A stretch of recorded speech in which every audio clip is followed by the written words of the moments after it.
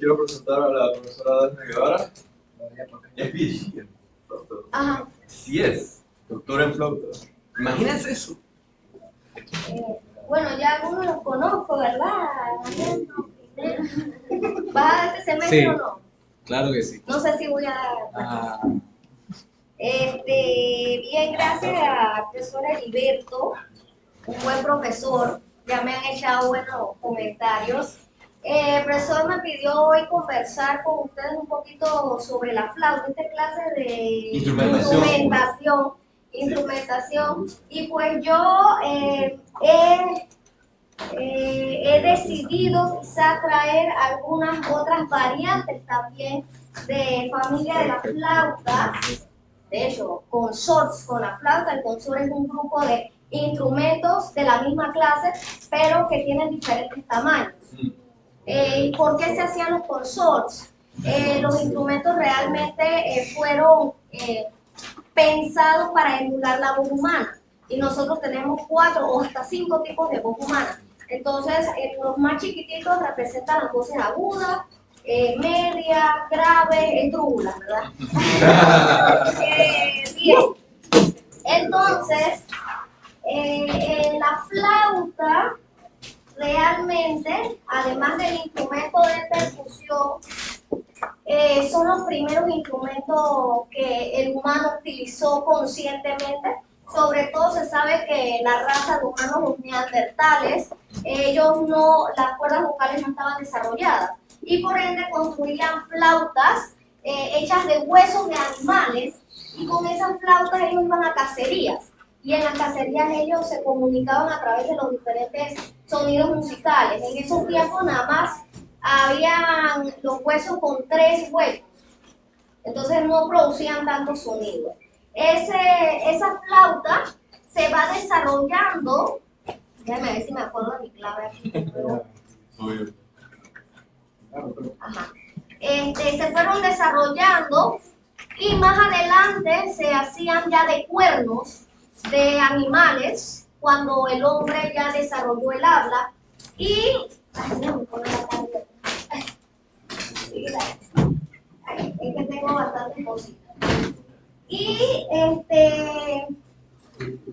ahí se le agregaron 3 huecos más, y eso expandió entonces el rango del instrumento. Yo tengo una flauta aquí bastante parecida a esos instrumentos. Esta es una flauta china. 1, 2, 3, 4, 5, 6, este es de 7 huecos, y el orificio más grande es el de soplar. Las flautas entonces de esa época medieval eran bastante parecidas a esto. En China, Corea del Sur, no iba a Corea del Norte, se tocan estos instrumentos en varias distancias, y es más, en Corea del Sur hay una flauta que tú tienes que sostener con el hombro, y el trino, ¿verdad? Las ondulaciones se hacen moviendo el hombro hacia arriba. Entonces es un bailecito así. Algunos de mis estudiantes, ¿verdad, Frine, tienen ese bailecito en el brazo, pero no corresponde hacer nada. Es una flauta difícil de tocar.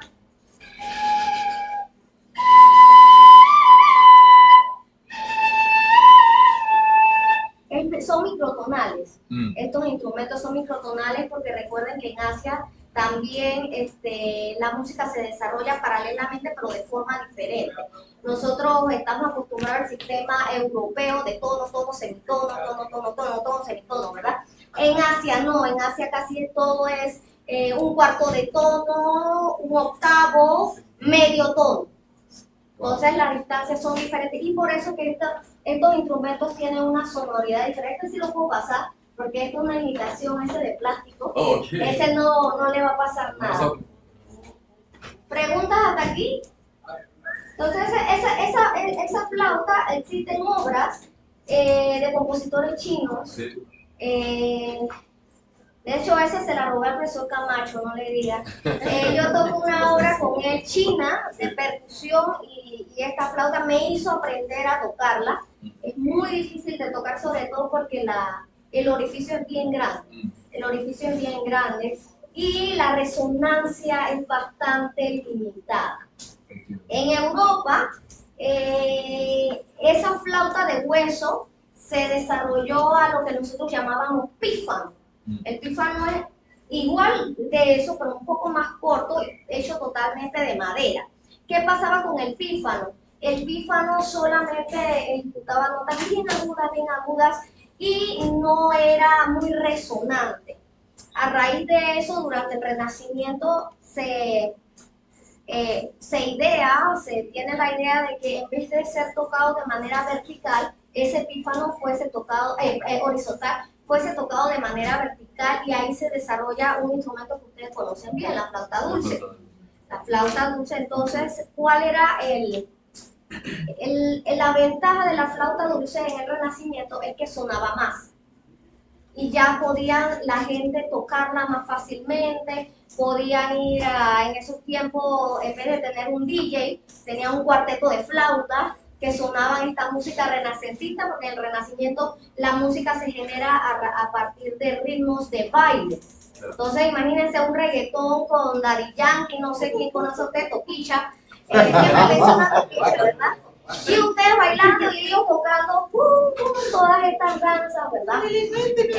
Exactamente. Ese pífano, sin embargo, y la flauta dulce durante el Renacimiento viene siendo el instrumento preferido en las cortes, sobre todo. Era un instrumento que sonaba elegante, muy dulce, muy a madera. Pero los constructores realmente les agradaba el pífano con lo traverso, ¿verdad? Y ellos quisieron entonces hacer que ese pífano sonara un poquito más resonante. Y lo que hicieron fue que el tubo lo hicieron más grueso. Del pífano pasó a ser una cosita así a algo más grueso, de 6 huecos, y le pusieron su primera llave. La forma era como cónica, ¿verdad? Y cóncava, y se genera durante el 1660. Un constructor llamado Hotteter y su familia generan del pífano una flauta barroca, que es la flauta de una llave. Esta sí no la paso, porque estos instrumentos son bastante delicados, se rajan con facilidad.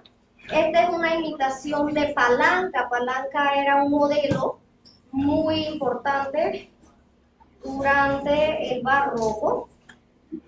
Su afinación es de 4/15. Claro. Bastante baja. Y también, es lógico porque durante el periodo barroco no había carros, no había televisión y la gente escuchaba mejor. No había esos equipos de sonido que ustedes usan en sus carros y que escuchan en los buses. Y la gente le agradó mucho. Este instrumento se llama la traverso barroco de una llave, porque tenemos una sola llave. Esta llave se la agrega Hotteter en 1660. Y si quieren saber más de los constructores que van agregando todas las demás llaves hasta desarrollar el instrumento que tenemos, los invito en julio a asistir al recital de Belkis Domínguez, quien hizo pues un excelente trabajo de investigación en su tesina sobre el desarrollo del instrumento desde las flautas de hueso hasta el instrumento que ahorita les voy a enseñar. Entonces este instrumento estaba en 4/15, pero generaba una dificultad en cuanto a la afinación. Los orificios del tercero al cuarto dedo están muy separados, ¿verdad? Y eso va a generar que del sol al fa, este era el fa sostenido de ese tiempo, el fa natural se tocaba con el tercer dedo, la distancia sonara bastante desafinada a nuestro oído.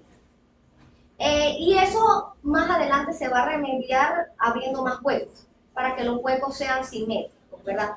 Esta flauta era la de corte.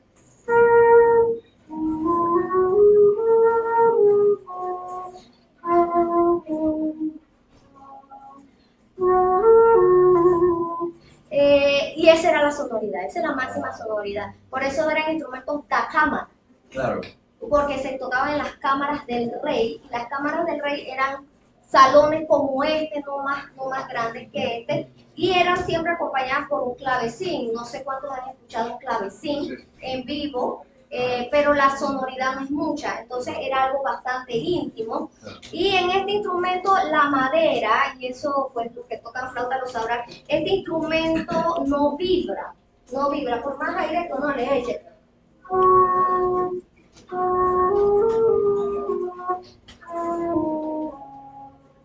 Y comienza en el re grave.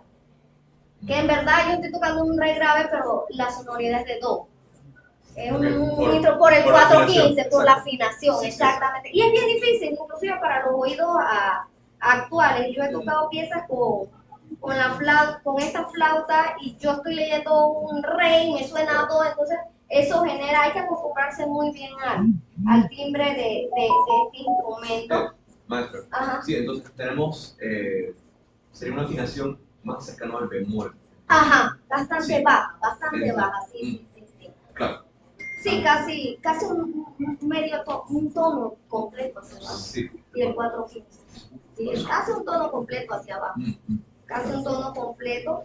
Este instrumento, como no permite el vibrato, una forma en que ellos hacían esa clase de ondulaciones se llamaba el flatemón. Por ejemplo, si yo hago un sol, sí se escucha la ondulación. Entonces, ese era el flatemón. Lo bonito durante el barroco es que no habían claves establecidas. Ellos nada más ponían las notas y te decían, bueno, la primera nota es re, y ya uno iba descifrando cuáles eran las notas siguientes. Otra cosa importante también era ubicarse en el estilo o en el país donde uno estaba, ¿verdad? En Francia generalmente los franceses eran más melódicos, ¿verdad? Entonces sus melodías eran más amplias, había que soplar más el instrumento y ellos desarrollaron una serie de dibujitos y símbolos bastante parecidos a la composición moderna, que te lo ponían al principio de las páginas, y eso es lo que nosotros ahora entendemos como ornamentación. Las ornamentaciones escritas de esa manera son francesas, y esa era la disputa entre Francia e Italia, porque Italia decía ese poco de cosas, ¿para qué lo ponen ahí? ¿Qué hacían los italianos? Los escribían. Pero sí había ornamentación en Italia. Entonces en Italia este instrumento tocaba más rápido, era más virtuoso, pero con esa misma sonoridad. Y también los clavecines en esos tiempos, estaba el francés, estaba el italiano y estaba el flamenco, el Flemish. Cada uno también tiene unas características distintas de acuerdo a la región. Entonces, este instrumento realmente va desde este re grave hasta un re agudo.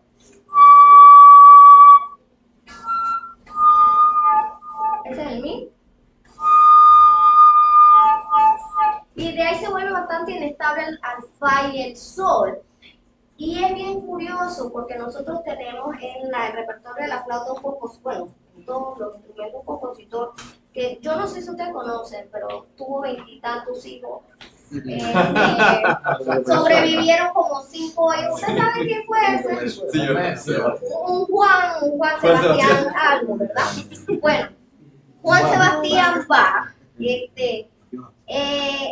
es impresionante la vida de Bach, porque Bach vivió Bach no salió de un kilometraje como Panamá y Chorrera. Sin embargo, Bach supo escribir en todos los estilos y conocía todos los instrumentos. Entonces, les comento esto porque este instrumento generalmente llega hasta el fa agudo, fa 3. Sin embargo, en su partita en la menor, Bach fuerza al flautista barroco a tocar un sol agudo. Al final de la do, mi, la do, mi, la do, mi, la. Y aparte no solamente es agudo, sino que te lo escribe en una redonda, sostenida. Wow. Sostenida. Eso muy pocos flautistas lo podían hacer. con esta flauta yo he intentado y la manera de hacerla, y créame, es subir el pie para tapar el hueco. O sea, tú tocas, subes el pie, tapa el hueco. Antes lo podía hacer más fácil, pero ya no me da la elasticidad. Tapas el hueco e inmediatamente sube al lado.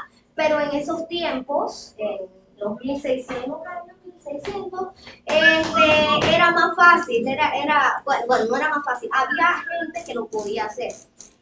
Otra característica de Bach y que impulsa bastante e influye bastante en la técnica moderna es que si ustedes ven la partita en la menor, hablando, mira, sonando la mila, esa que usaron con un reggaetón bien feo. Mira, sonando la mila, do, mi, fa, sol, fa, mi, re, do, mi, una alamanda, que las alamandas son unas danzas alemanas, es un ritmo alemán.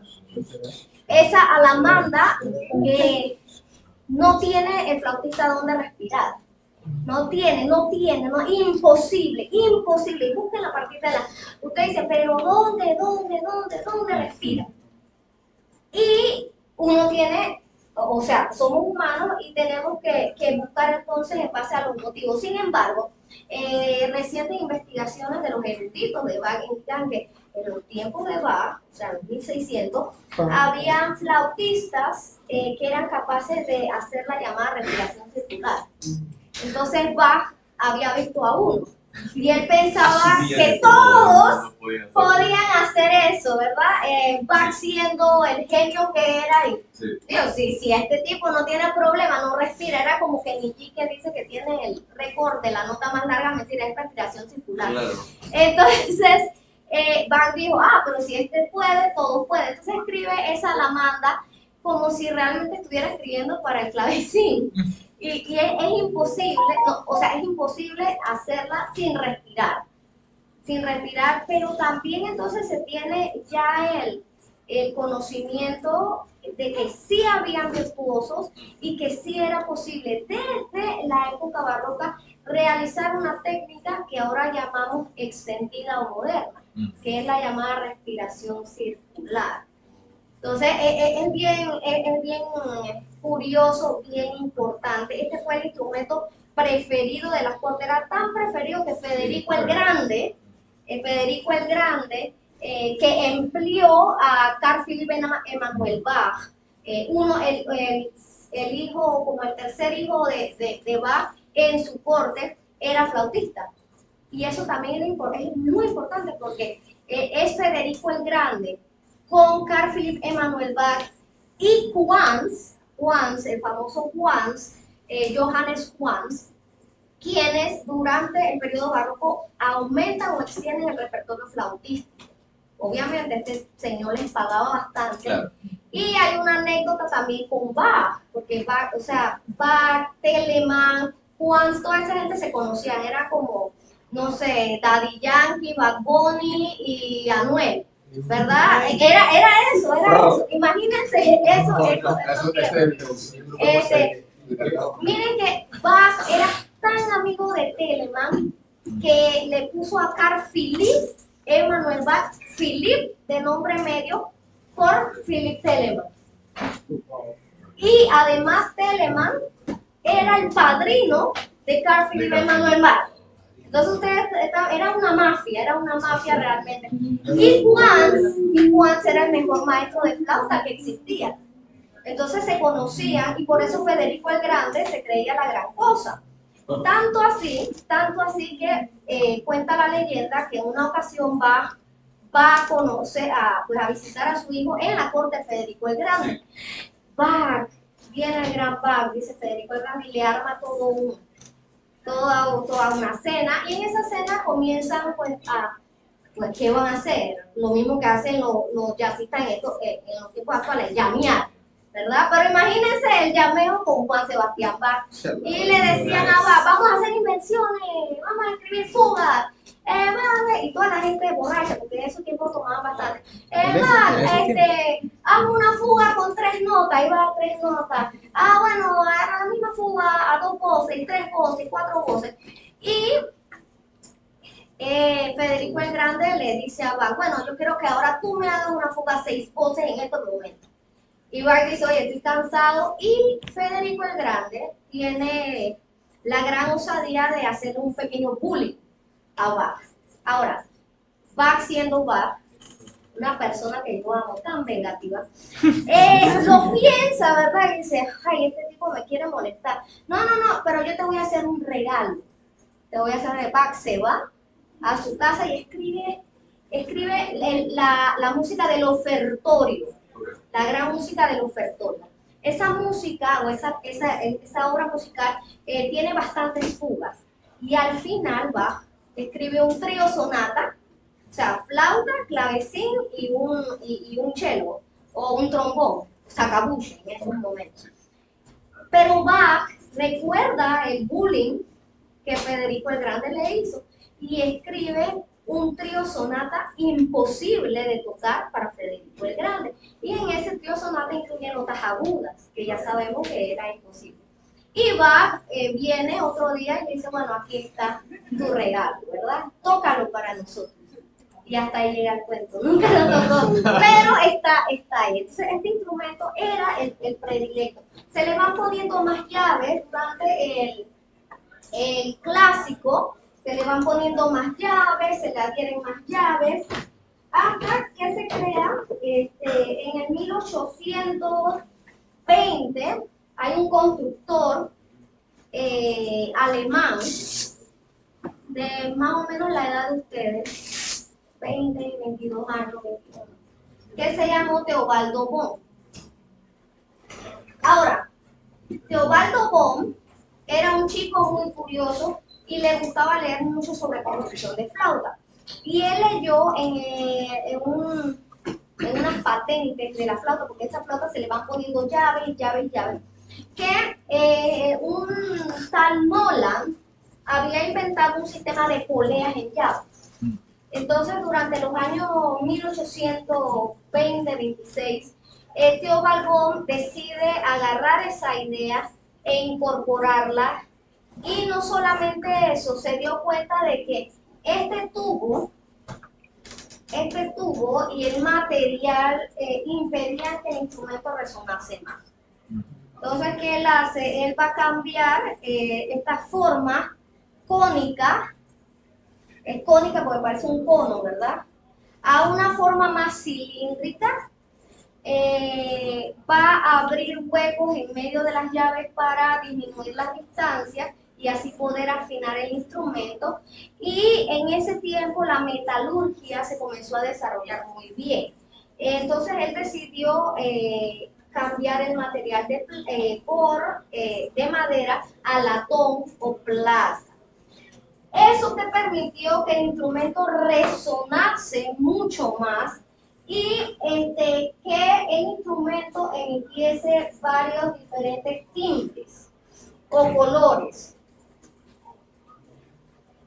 Y desarrolla un sistema entonces casi perfecto, de hecho perfecto, ya en el 1836 lo desarrolla.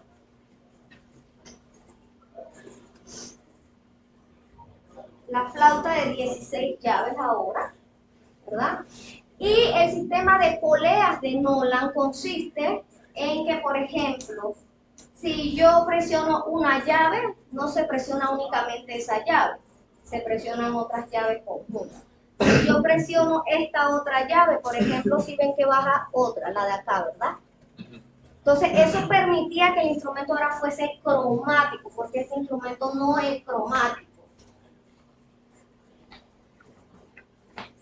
Este instrumento, para tocarlo, hay algo que se llama cruce de dedos. El cruce de dedos es muy difícil, por ejemplo, para el fa natural, fa sostenido, el si uno lo toca acá, pero el si bemol tienes que poner el tercer dedo, entonces es bien complicado. Y eso fue lo que Teobaldo Bohm resolvió utilizando el modelo de Nolan y el modelo de Weissenberg.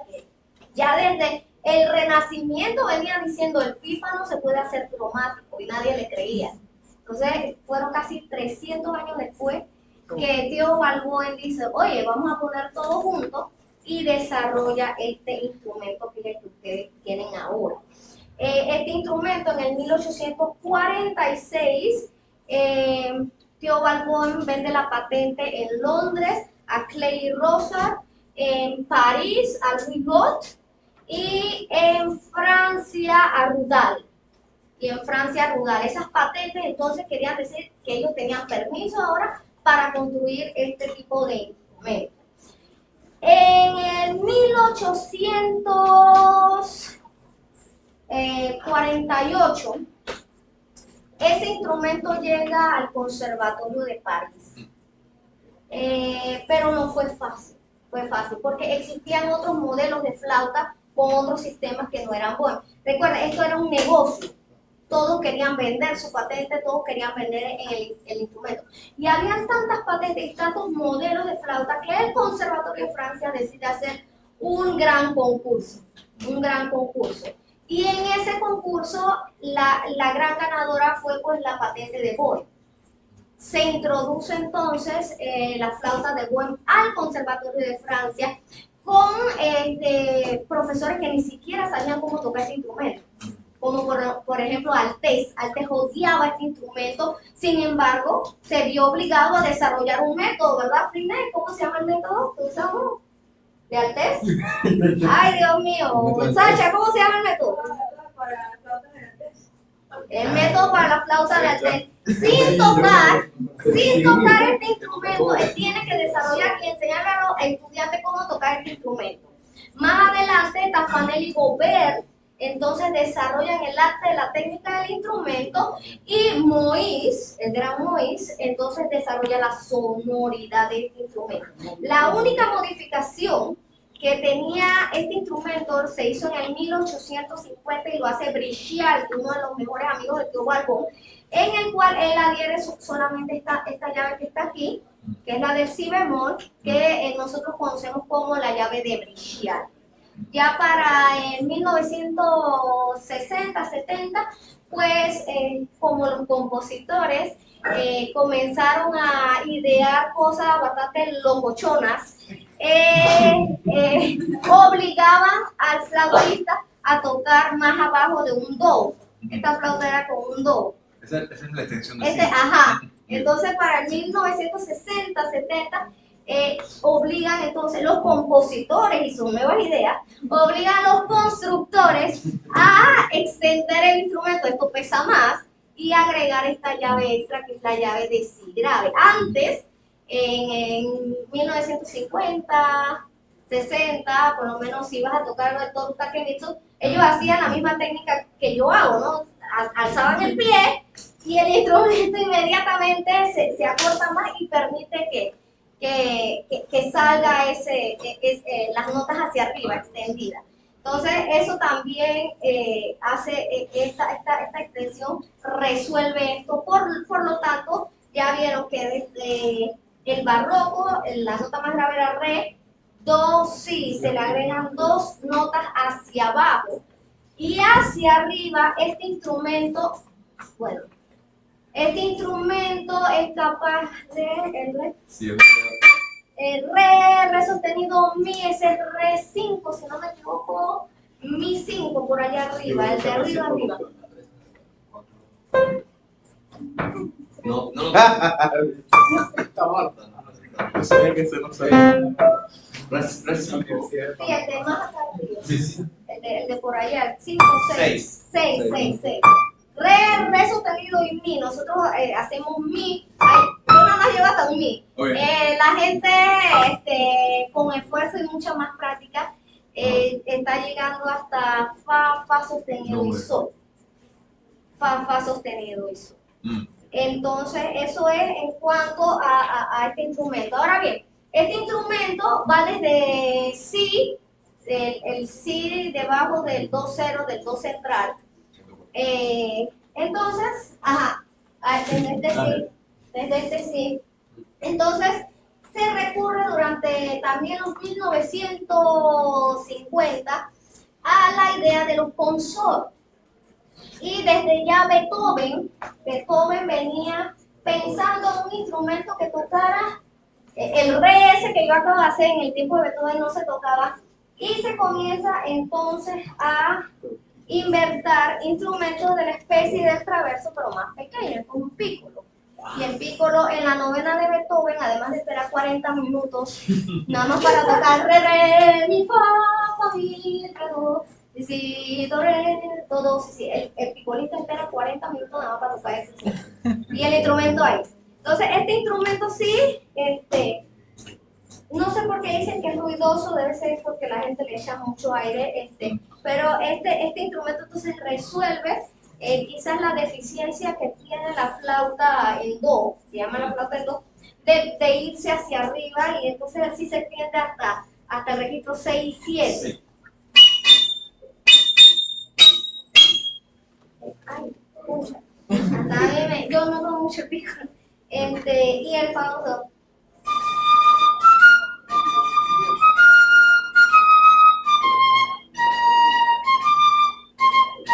Bien, eso sigue, nada más son como 5 minutos de fama y ya el pícolo se guarda y más nada. Claro. Pero el picolista tiene que estar ahí. También, ahora sí, en los 1950, 60, se desarrolla otro instrumento que no lo traje porque se lo presté a alguien y me dijeron que me lo iban a traer ayer y no me lo trajeron, que es la flauta alto. Esa flauta está en sol, y sí permite tonalidad, tiene el rango el rango más grave, ¿no? de la serie de la flauta, está en sol. ¿Qué compositores les encanta la flauta alto? Takemitsu. Takemitsu tiene como 3 obras solamente para flauta alto. Fukushima también, porque la sonoridad de estas flautas imita a Shakuhachi. Que son yo tampoco lo puedo decir, Shakuhachi. Son las flautas entonces japonesas, muy parecidas a esas que les pasé por ahí, que no sé si me la regresaron. Sí, la ok. Ya nadie salía de ahí. ¿Ya la vieron todos? Mis chicos de armonía ya. ¿Qué pasa? Ok. Pásenla a. Sí. Gracias, no te la lleves. Entonces, por eso les encanta esa sonoridad. Inclusive la música de la película Akira Kurosawa la usa en Hidden Fortress, en la fortaleza que, by the way, es una de las bases de Star Wars. Si no sabían. Sí, la historia es bastante similar y los 7 samuráis también utilizan la flauta alto, lastimosamente pues se la presté a alguien. Y finalmente, ellos quieren llegar más abajo en el rango y desarrolla este instrumento. Esto es una flauta baja. Privilegio tener esto ahora enfrente de nosotros.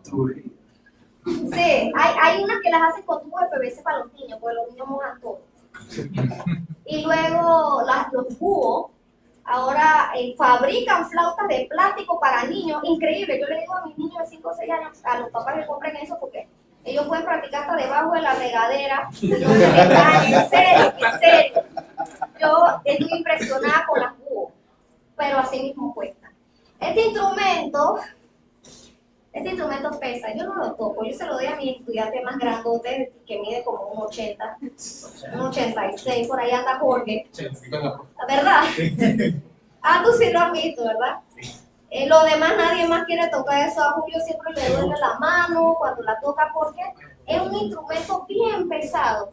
Es como tener casi que un fagot, pero imagínate que en vez de tenerlo vertical, lo tienes horizontal y estás aguantando todo el peso aquí y aquí. Esta es la flauta bajo, entonces, y suena bastante grave. Ay, concha. Tengo que arreglar la cinta de mi mano.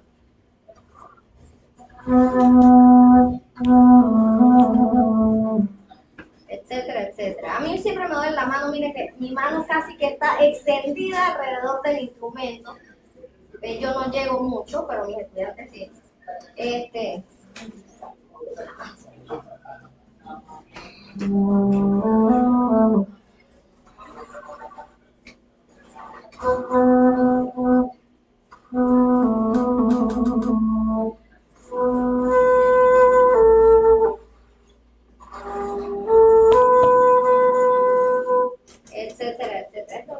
simplemente no lo tolera mucho mi cuerpo. Mira, esto pesa casi como yo. Mira.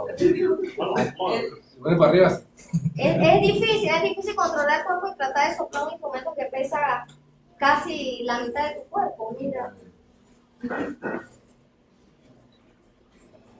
Y en esa posición todo el tiempo. Mira las manos como quedan. Tomale la foto, Las manos quedan. Profe, la foto. Quedan abiertas.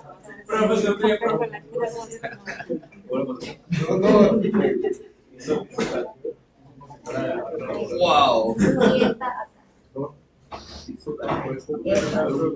Ahora imagínate en esa posición todo el tiempo. No. Mira cuánto pesa. Eso pesa, entonces no, para cierta gente no es muy sano ver. ¿Alguien quiere sentir el peso? Mira, Mariana por lo menos sí puede tocar el instrumento, le queda como un pícolo. Una flauta normal. Una flauta. El centro del segundo, dale.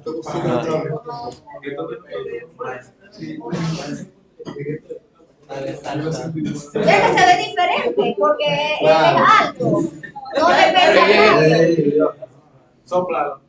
No, me regañan y yo no estoy para Es para que Viste, sienta puedes el peso. añadirlo a Si tú lo subes más, el peso tiene que subir. Ajá, uno dice pero después de 3-4 horas uno ya Bueno, tiene que hacer hombro, Para cargar, espalda. un momentito, para cargar peso, si no me equivoco, tienes que enredar en los tríceps. Los bíceps no están cargando el peso. Tren superior, pues. Y es más, los compositores nuevamente, no contentos con este instrumento, ¿verdad? Desarrollan piezas que llegan más abajo que la flauta bajo. No tienes ese rango. Lo íbamos a ver en instrumentos que son poco usados. Poco usado, es la flauta contrabajo y recontrabajo. Sí, porque ahí, la flauta contrabajo es del tamaño de Mariano, de hecho, del grueso de Mariano, y las personas se tienen que sentar arriba de un taburete para sonarla. Wow. Y yo tengo por ahí una foto, no la traje, tocando una contrabajo en mis tiempos de pubertad, hace como 10, 15 años. En una convención, son súper caras, desarrolladas por CIMA. Tiene como un triángulo. Sí, ajá, una forma de triángulo. Hay varias formas, ¿no? Entonces, y después de varias horas ahí te queda sin trazo. Brother, ya fue, ya. Ya tiene la foto. Ya tiene Ya tiene la Esta pieza fue 433. Muchas gracias, gente. Ahora les traje una obra. Bien. Ahora les voy a comentar por qué la flauta es el mejor instrumento del mundo. Exacto. La flauta, ¿verdad? Primero que nada, luego de que Boehm desarrolla ese instrumento, la flauta, yo les hablé del sistema de poleas, etcétera, etcétera. Los otros constructores aplican ese sistema al desarrollo de instrumentos, uno que se llama oboe, el otro que se llama clarinete, ya para el clásico en 1700. Los cornos también, antes existían los cornos de casa, no sé si saben cuáles son los cornos de casa, en donde todo se hace con el labio, ¿verdad? Y bien al lado de la boca. Sí, ajá, sí, tienes que hacer al lado de la boca. Entonces los conductores de porno dicen, mira, vamos a hacer algo similar. Si nosotros hacemos tubo, en tubo, y lo enrollamos todo y hacemos un sistema de llaves que permita pasar de un tubo a otro, voilà, tenemos un corno. El sacabuche también, los conductores tuvieron la misma idea que vos. Oye, mira, vamos a hacer este sistema de polea. ¿Qué tal si nosotros ahora hacemos un sistema pero de varilla? Sí. ¿Verdad? Y que también a veces crea un problema porque si tú tienes el brazo corto, ¿cómo vas a llegar a los agudos? Y ellos también tienen extensiones. ¿Cuántos tocan trombón acá? Felicidades. Eso es una buena decisión. Bueno, ¿no? No le digas. No me invita a tocar más. Bien. La flauta tiene una versatilidad o una ventaja o desventaja, quién sabe, dependiendo de por dónde lo mires, que no tienen los otros instrumentos, y es que nosotros no tenemos resistencia en la embocadura. Nosotros somos libres, ¿verdad? Y eso permite que el instrumento pueda hacer una serie de sonidos y sonoridades que nosotros llamamos técnica extendida. Dentro de esas técnicas extendidas, en la primera vez que aparece un sonido de técnica extendida en el repertorio es con Density 2.0, no sé si conoces Density. En esa pieza, no, es de, alguien de Debussy, uno de estos compositores, no recuerdo. Bueno, en Density aparece el primer sonido de técnica extendida, que es un PEP. Un PEP es tú ves la nota y le pones una X. Eso es donde tú pegas con la lengua y el resultante de la presión del aire dentro pega en el edge, en el borde de la boca y produce entonces ese sonido. Eso genera nuevamente nuevas ideas para los compositores, y ellos dicen, bueno, si la flauta puede hacer eso, puede hacer el sha. El sha es lo mismo que el pe, pero con sha.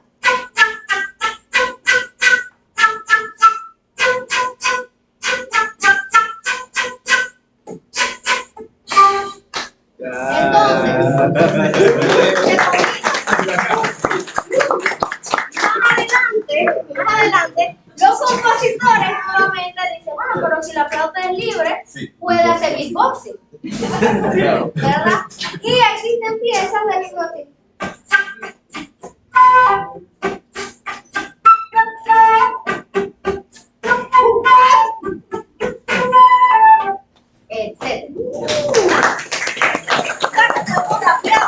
Podemos rapear, ¿verdad? Y hay varias, Joe Patiño, si lo buscan por ahí, es un gran amigo de acá, no voy a decir de infancia, porque yo era más chiquita que él, de tamaño y de edad. En el Conservatorio de Nueva York, él desarrolla el beatboxing y ahorita está por ahí tocando. De ahí, más adelante, los compositores nuevamente, sobre todo los compositores húngaros y los compositores italianos, se desfocan totalmente en la escritura para flauta con técnica extendida. Existe una pieza que a mí me gusta mucho, lastimosamente no tengo a mis compañeros, mi mejor amigo y yo tocamos una pieza de el Carnaval de Venecia para una flauta y dos flautistas.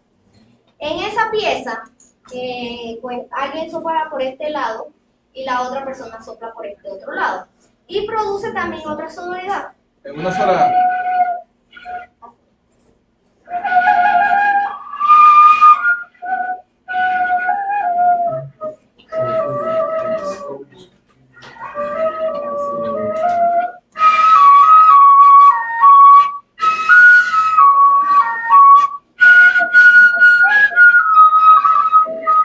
Etcétera.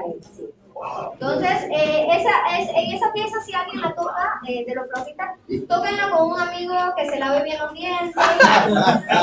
¿En la misma flauta, profe? Sí, uno va aquí y el otro va acá. Búsquenla por ahí, es el compositor cubano Ghegheri. El Carnaval de Venecia para una flauta y dos flautistas. Sí, hasta se siente, o sea, la sensación es única. Tú sientes el aire de la otra persona, es una amistad bien íntima. Sí, pero es muy linda, bonita pieza. Los compositores, pues ellos inventan sus cosas. Y más adelante, pues los compositores italianos deciden inclusive llevar este tipo de cosas al extremo.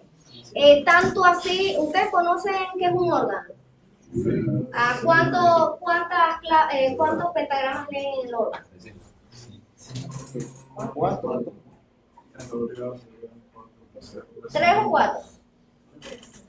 No. O sea, tiene 3. sol 3. Ajá, 3. Uno, las dos manos, derecha, Sí, izquierda y el sí, pie. exacto. El teclado del pie, no son 4.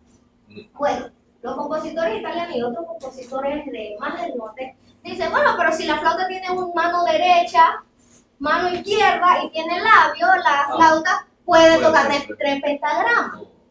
Y de ahí, yo les traigo un ejemplo de ese tipo de piezas, que es de la canzona de Ringraziamento, y Donatoni también tiene otra pieza, este compositor no me acuerdo qué es, no sé si lo alcanzas a ver, esos son 3, está bloqueado, ¿sabes? No. Es así. Espérate, que estamos descifrando. Mira, por ejemplo, acá, ¿dónde están los 3 pentagramas? Ajá, 1, 2, 3, 1, el del medio, 3, acá, por acá, 1, 2, 3, para que ellos lo vean. Entonces, eso, ahí lo que hay es mano derecha disociada de la mano izquierda, y tenemos los trinos, pero los trinos no son los trinos que ustedes usualmente hacen. Los trinos que nosotros hacemos son de tono, como y medio. Acá son trinos labiales, y eso lo lee el pentagrama de arriba. Mano derecha hace, porque la izquierda hace, y la de arriba es el labio que hace.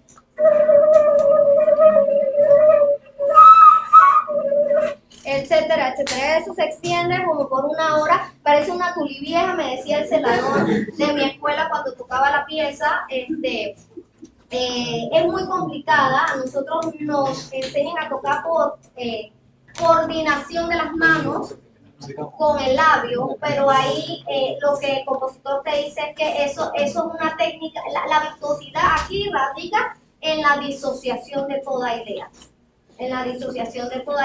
y muchas personas encuentran belleza en ese sonido.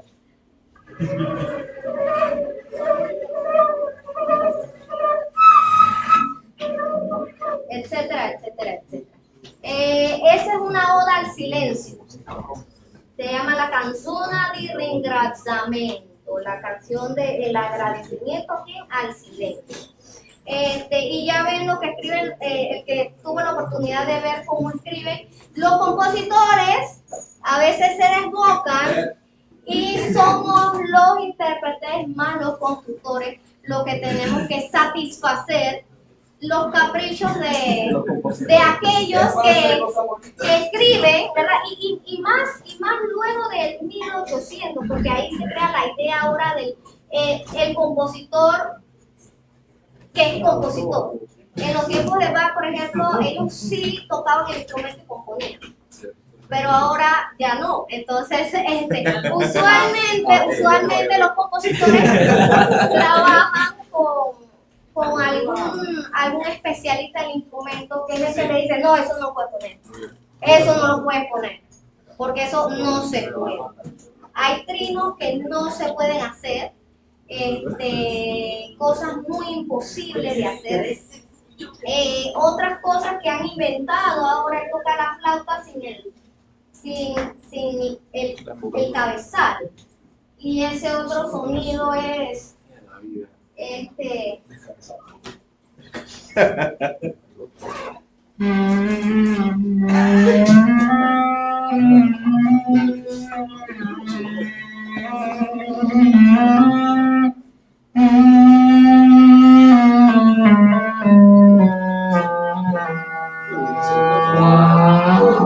etcétera, etcétera. Entonces, hay por ahí, hay una pieza, no sé si la gente, ay, no me acuerdo el compositor, es que hay tantas cosas locas en el mundo, chicos. Es que el flautista empieza así, no sé qué, y se quita la chaqueta, y luego toca, y luego se quita el pantalón, y luego quita la parte de aquí, y luego se quita otra cosa, y queda que... Entonces, los compositores, hay que darles un aplauso siempre.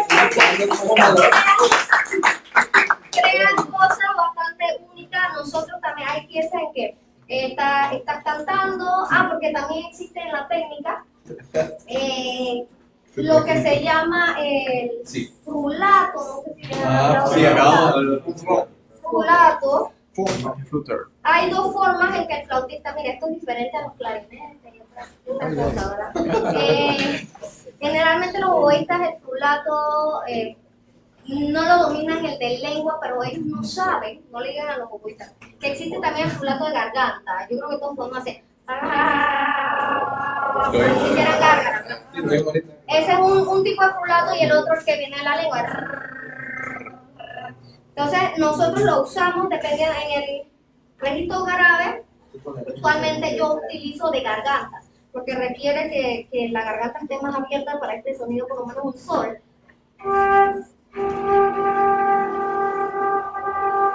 Eso es garganta, pero si yo uso lengua, cierro la garganta. Casi no se escucha, ¿no? Entonces, ahí hay garganta. Se escucha el sonido claro. Si yo uso un sí, usualmente yo usaría un rulato de lengua. Porque el de garganta me suena, entonces no me suenan lo armónico. No hay estabilidad en garganta en sí. Y en la también lengua. Entonces esas son cosas que con la experiencia y obviamente con un buen maestro uno va desarrollando. ¿Qué otra cosa hay? Hay el humming, por ejemplo, en donde tú tocas la nota y cantas otra nota con la garganta.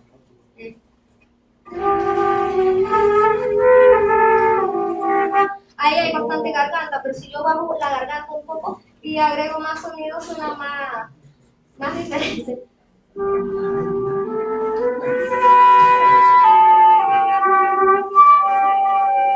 Y yo soy capaz entonces de cambiar el rango de la octava y muchas piezas como el Train Race de Robert Dick quieren eso, a veces que la nota se mantenga estable pero que tú te mantengas cantando con la garganta.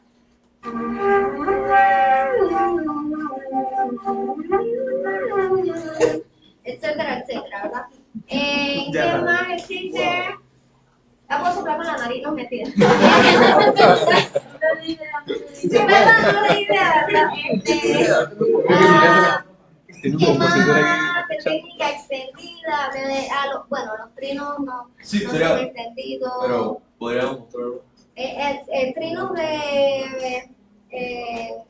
normales. Generalmente un tono medio corto. Claro, Si es más de ahí. Entonces el trino en do, en registro grave, y el de re bemol no son posibles, ¿no? Sí, son posibles. Okay. Sí, ¿cuál lo dice? El do central. El do central. Ese es do re. Okay. Y este. En el Do, re, do. Obviamente que eso más para un tempo un poco más lento por el movimiento del dedo. Claro, Porque claro. este dedo tiene que ser capaz de hacer este movimiento en coordinación con el lápiz. Existen también los whistle tones, Claro. que son silbidos. En la flauta.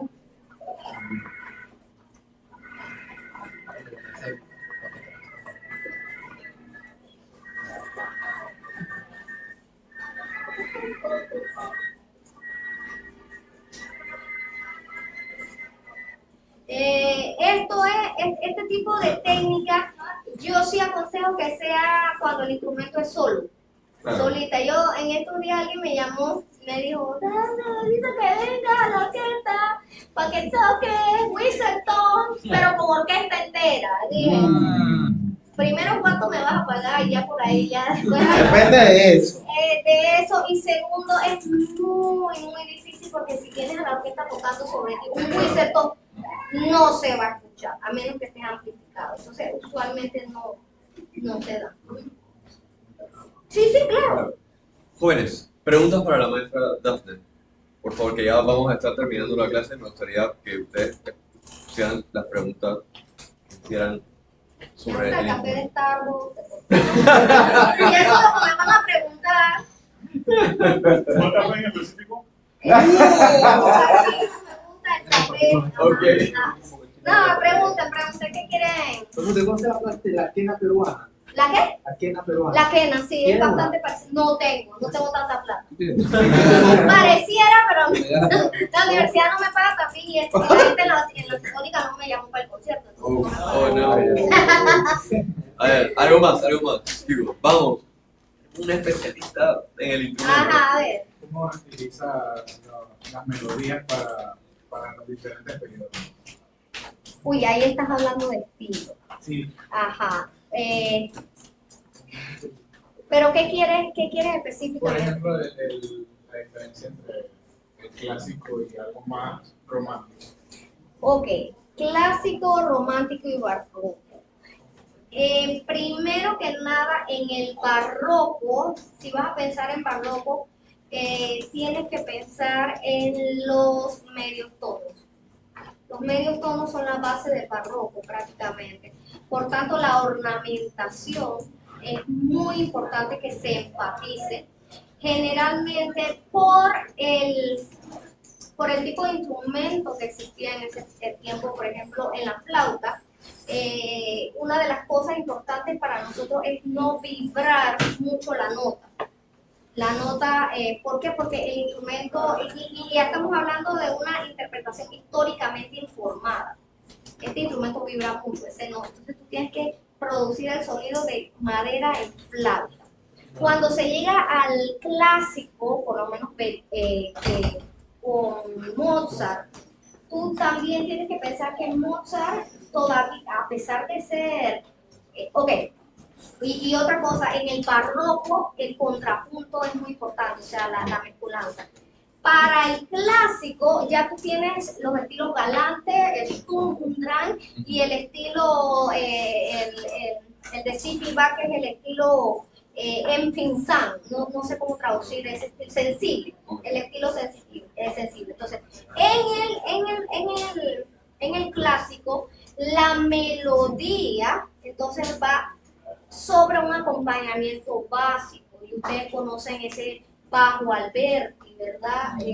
Ese tipo de acompañamiento, y puedes vibrar un poco más, pero teniendo en cuenta que cuando vas a hacer apoyaturas depende si está en una cadenza perfecta, una cadenza imperfecta o una cadenza deceptiva. Porque si es una cadenza perfecta, ese ornamento se ejecuta como si fuera el barroco. Si es deceptiva, no. Entonces, a raíz de eso, cuando viene el romántico, la flauta vibra mucho porque es la belleza del sonido. Y aquí los ornamentos suceden antes de la nota. Y esa es otra diferencia con el barroco. En el barroco los ornamentos suceden sobre la nota, sobre el tiempo en donde está la nota que la adorna. En el romántico, ¿no? Y he tenido muchos chicos y chicas que llegan a mi clase haciendo notas cortas la llamada apoyatura cuando tocan barroco antes de la nota, eso es romántico, en nuestro pensamiento es romántico. Entonces es bien difícil ese tipo de entendimiento, y para que estés más claro, yo te recomiendo leer a Caccini. Caccini en cómo ornamentar correctamente en el canto barroco, o a Quans, el arte de la flauta, para que aprendas de los estilos barrocos. Y de ahí leer mucho Mozart, por ejemplo, mucho Mozart, y entender eso de las apoyaturas sobre qué cadencia está. Una cadencia es diferente a una cadencia, ¿no? Ajá. ¿Otra pregunta? Pregunten. A la hora de hacer, por ejemplo, instrumentación, o por lo menos algo, un grupo con un cuarteto, un quinteto de diferentes instrumentos, llámese la flauta, por lo menos hay cello o contrabajo, y están los vientos metal, el famoso brass. Esos son los ojos de la orquesta. Ajá. ¿Usted recomendaría entonces, ¿cómo le explico? Que por lo menos si es de brass, que se trate de torno y en cuanto a la cuerda total, que sean cellos, en sí por la, ¿cómo se llama? Por la amalgama de los sonidos y eso. En verdad, si estás hablando respecto a la flauta, la configuración de la instrumentación para mí no es gran problema. El problema radica en que los instrumentistas que están ejecutando tu pieza, uno, conozcan la historia y el sonido de los instrumentos con los que están tocando, porque solo así ellos van a crear sonidos o timbres o colores diferentes al que ellos crearían cuando están tocando solos. No sé si eso tiene sentido. Por ejemplo, yo he tocado con el profesor Wingward, que es un trombón.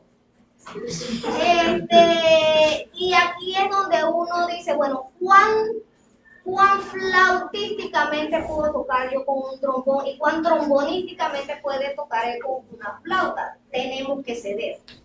Y una manera de ceder para mí es entendiendo el rango de ese trombón y llegar a un punto medio, en donde ambos instrumentos resuenen como uno solo, pero con timbres diferentes. O sea, ya no soy flautista, soy una trombofluta. Y él es un flutambón. Entonces, y por eso es importante cuando uno hace instrumentaciones, tú puedes hacer la instrumentación de la configuración una vez más que tú quieras, pero es el performer, el instrumentista, el que va a darle el giro a esa. Y si se quejan mucho, entonces el problema ya es de ellos.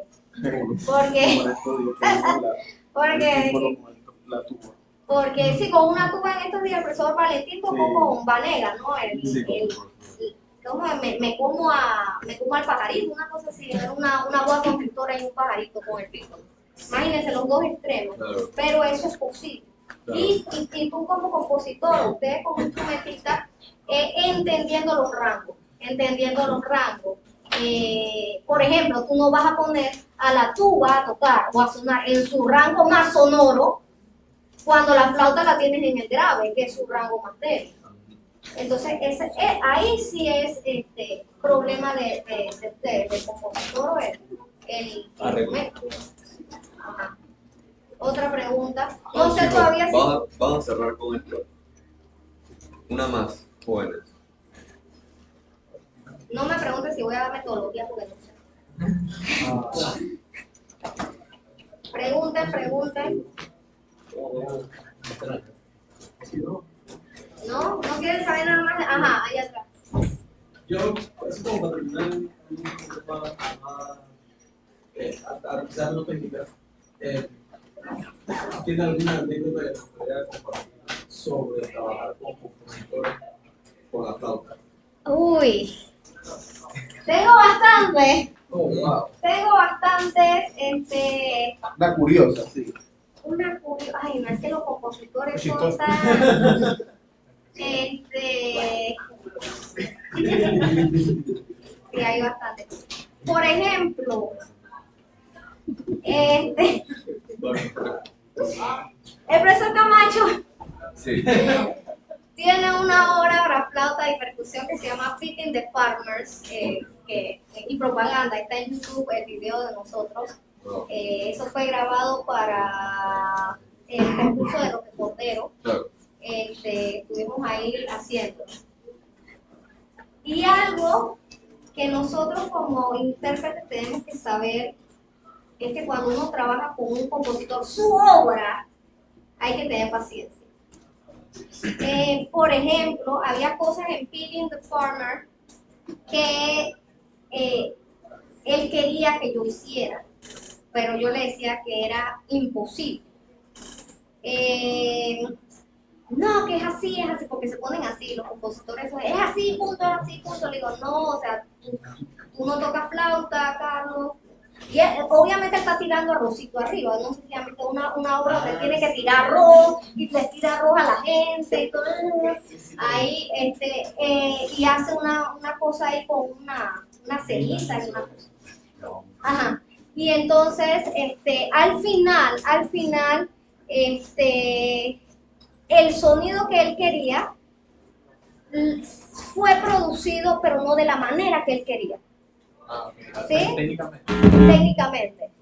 Entonces esas son cosas que uno tiene que aprender, ¿no? ¿Cómo satisfago ese capricho del compositor que está frente a mí, te está diciendo que no es así, no es así, no es así, no es así, quiere que suene así? Entonces tú vas a la casa y dices, bueno, si hago esto aquí, aquí, por acá, le suena y le sonó. Ajá. Esa obra la tocó Dylan con Gabriel. Sí, esa misma. Esa De la Rosita. el arrocito. Listo. Gracias, chicos. Maestra, muchísimas gracias.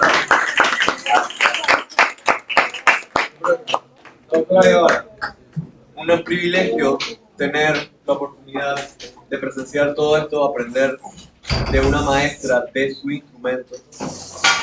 Espero que este acercamiento al instrumento les sirva a ustedes para igualmente acercarse a escribir para este instrumento. Y así vamos a tratar de llevar la clase. Y bueno, muchísimas gracias. Nos vemos la próxima.